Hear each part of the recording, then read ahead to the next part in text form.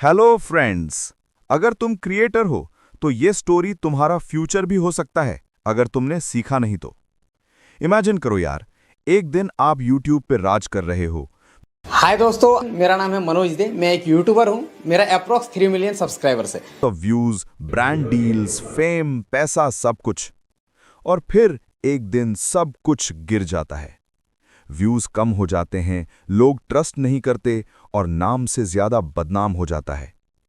यही हुआ मनोज डे के साथ। एक क्रिएटर जो मिलियन डॉलर ड्रीम जीत रहा था, आज एक वार्निंग बन चुका है। आज के इस वीडियो में मैं तुम्हें सिर्फ मनोज डे की कहानी नहीं बताने वाला। मैं तुम्हें बताऊंगा वो मिस्टेक्स जो हर यूट्यूबर को अवॉइड करनी चाहिए अगर वो सच में ग्रो करना चाहता है। और बिलीव मी, अगर तुम इस वीडियो को एंड तक देखे बिना स्किप कर देते हो तो शायद तुम अपनी यूट्यूब जर्नी का सबसे इंपॉर्टेंट लेसन मिस कर दोगे। तो चलो शुरू करते हैं the downfall of Manoj day. इस वीडियो को हम 3 एक्ट्स में डिवाइड करेंगे। Act 1, the rise. Her YouTuber की जर्नी एक ड्रीम से स्टार्ट होती है। मनोज डे भी एक छोटे से शहर धनबाद से था। Simple background, no big resources, सिर्फ एक मोबाइल और एक सपना, यूट्यूब पे कुछ कर दिखाना है। उन्होंने टेक्निकल कंटेंट, यूट्यूब टिप्स और मोटिवेशन वीडियोस डालना शुरू किया। स्लोली ऑडियंस बनी, ट्रस्ट बना और चैनल एक्सप्लोड कर गया। एक टाइम था जब मनोज डे एक इंस्पिरेशन थे, स्पेशली फॉर स्मॉल क्रिएटर्स। उनका नाम यूट्यूब के ग्रोथ गुरुज में आता था। पर जो चीज ऊपर जाता है वो गिर भी सकता है अगर फाउंडेशन कमजोर हो। और मनोज का फाउंडेशन स्लोली क्रैक होना शुरू हुआ। अब तुम सोच रहे होगे कैसे? Let's break it down. सबसे पहले, ओवर एक्सपोजर। हर क्रिएटर को एक लिमिट तक ही अपने लाइफ को पब्लिक रखना चाहिए। बट मनोज ने अपनी पर्सनल लाइफ, रिलेशनशिप, फैमिली सब पब्लिक कर दिया।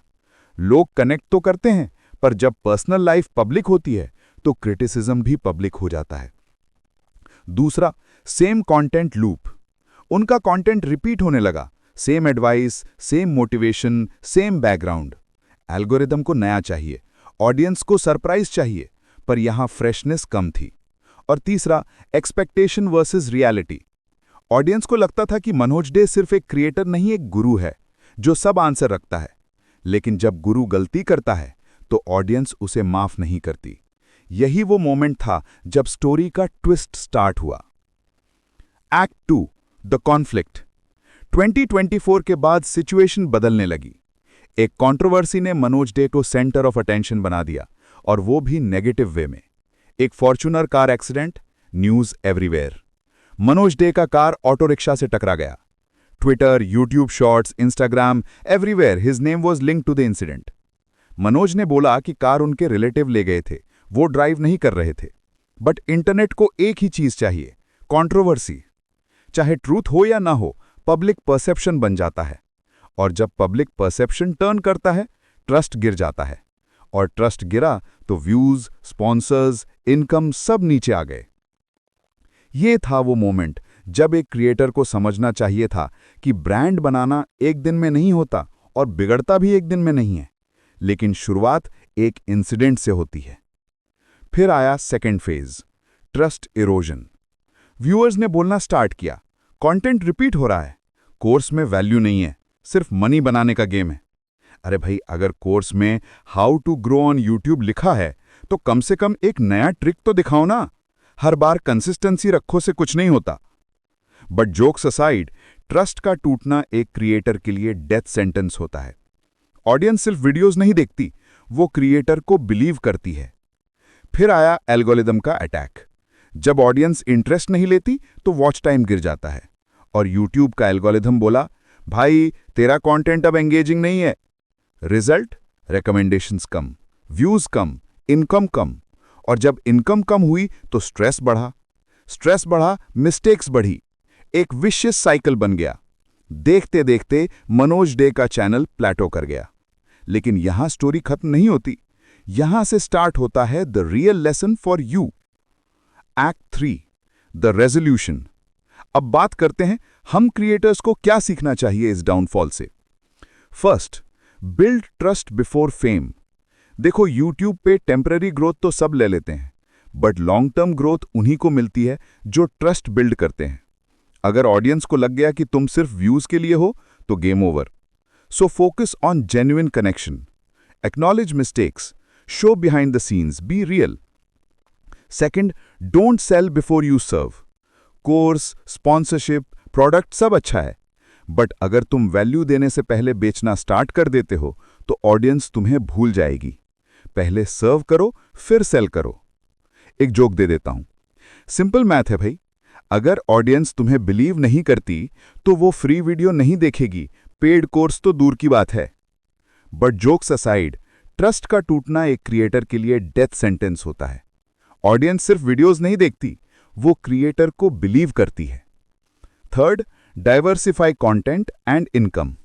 एक नीश में स्टक मत रहना। Try shorts, vlogs, educational content, collabs. और इनकम के लिए सिर्फ एडसेंस पे डिपेंड मत करना। Brand deals, affiliate, digital products सब मिलकर एक सेफ्टी नेट बनाते हैं। Fourth, maintain professional conduct. Personal life जितना ज्यादा पब्लिक करोगे, उतना ज्यादा लोग उस पर कमेंट करेंगे। अपनी इमेज प्रोटेक्ट करना एक क्रिएटर के लिए कंटेंट बनाने जितना इंपॉर्टेंट है। एक कंट्रोवर्सी 100 वीडियो की वैल्यू खत्म कर सकती है। Fifth, take feedback seriously. Audience का फीडबैक तुम्हारा कंपस है, इग्नोर मत करो। कभी कभी नेगेटिव कमेंट भी ट्रूथ बताता है जो तुम सुनना नहीं चाहते हो। Sixth, act now not later. ये मोस्ट इंपॉर्टेंट पॉइंट है। तुम सोच रहे होगे मैं कल से इंप्रूव करूंगा। नहीं भाई, आज से स्टार्ट करो, क्योंकि एल्गोरिथम और ऑडियंस किसी का वेट नहीं करते। एक महीना भी डिले करके तुम 1 साल पीछे हो जाते हो। यूट्यूब पे सर्वाइव करना है तो ग्रो करना होगा, ग्रो करना है तो अडैप्ट करना होगा, और अडैप्ट करना है तो अभी करना होगा। सो मनोज दे की कहानी हमें ये सिखाती है कि फेम टेम्पररी है बट कैरेक्टर परमानेंट है। व्यूज आएंगे और जाएंगे, पर ट्रस्ट एक बार गया तो वापस नहीं आता। अगर तुम क्रिएटर हो तो तुम्हारा रियल एसेट है तुम्हारा ऑडियंस ट्रस्ट, तुम्हारा डिसिप्लिन और तुम्हारा अडैप्टेबिलिटी। तो मनोज दे का डाउनफॉल एक फेलियर नहीं, एक रिमाइंडर है। रिमाइंडर कि फेम के साथ रिस्पॉन्सिबिलिटी भी आती है। अब तुम सोच रहे होगे मैं कैसे अवॉइड करूं ये mistakes. Simple, apply these lessons right now. Build trust, serve first, adapt fast, diversify, stay humble. और अगर तुम्हें ये वीडियो वैल्यूएबल लगा हो तो लाइक बटन तोड़ दो, सब्सक्राइब कर दो और कमेंट करके बताओ तुम कौन सी मिस्टेक्स अवॉइड करने वाले हो आज से। Thank you.